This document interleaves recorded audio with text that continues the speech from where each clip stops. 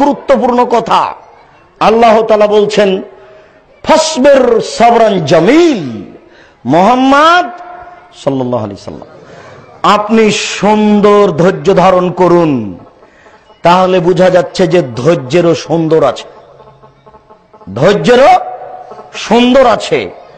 আপনার ছেলেকে আমার ছেলে মেরেছে, আপনি খুব গালি দিলেন, তারপরে বলছেন যে যাক মেরেছে মেরেছে ধৈর্য ধারণ করি। এটি কি সুন্দর ধৈর্য হলো? বিএনপি আওয়ামী লীগকে কারণবশত এত বলল আর এত গালি দিল, শেষ পর্যন্ত জেলে ঢুকালো, তারপরে বলছে যাক যা হয়েছে হয়েছে, এখন আর কি করি, ধৈর্য ধারণ করি। এটি কি ধৈর্য হলো? বড় ছেলেটা মারা গেছে, 3-4 দিন 1 সপ্তাহ যাওয়ার কাঁদলেন, ওরে আমার উমুক ওরে আমার তুমুক, খুব কাঁদলেন। তারপর 8-10 দিন পরে বলছেন যে আচ্ছা যাক ধৈর্য ধারণ করি। এটি কি ধৈর্য? জি না। আল্লাহ তাআলা আমাদের নবীকে বলছেন ফাসবির, আপনি ধৈর্য ধারণ করুন, সবরান জামিল, সুন্দর ধৈর্য।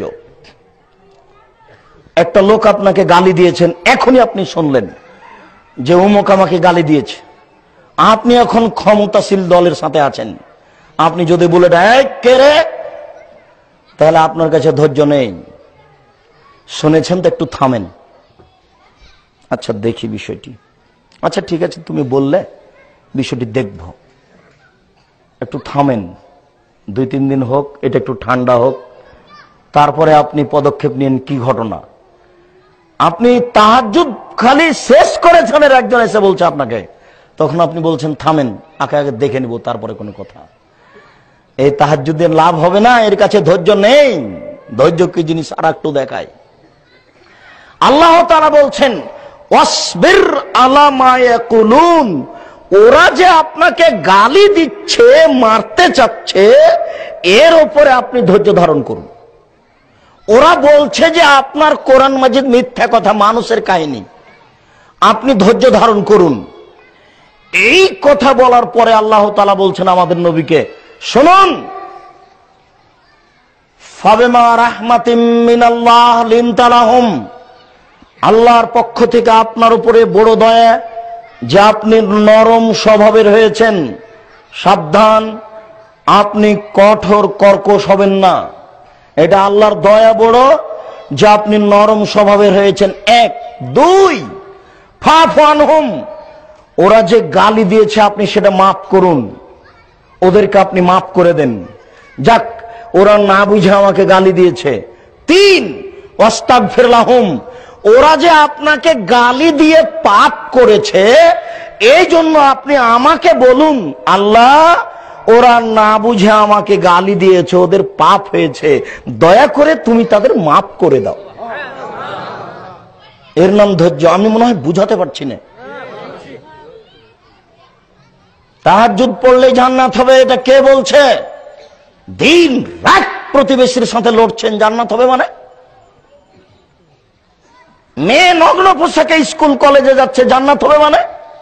হিংসে বিদ্বেষে আপনি জ্বলে আছেন, জান্নাত হবে মানে? প্রথম কথা, আপনি নরম স্বভাবের হয়েছেন। দ্বিতীয় কথা, শত্রুকে মাফ করুন। তৃতীয় কথা, শত্রুর জন্য আমার কাছে ক্ষমা চান। এবার তার নিজস্ব বিবরণ।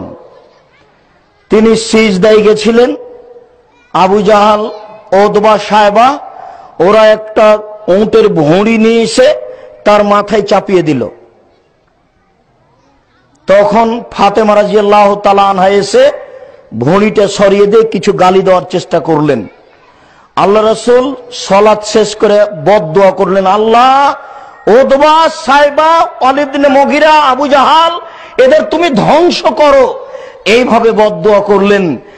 এই বদদুয়া কবুল হলো 12 বছর পরে গিয়ে উহুদের যুদ্ধে,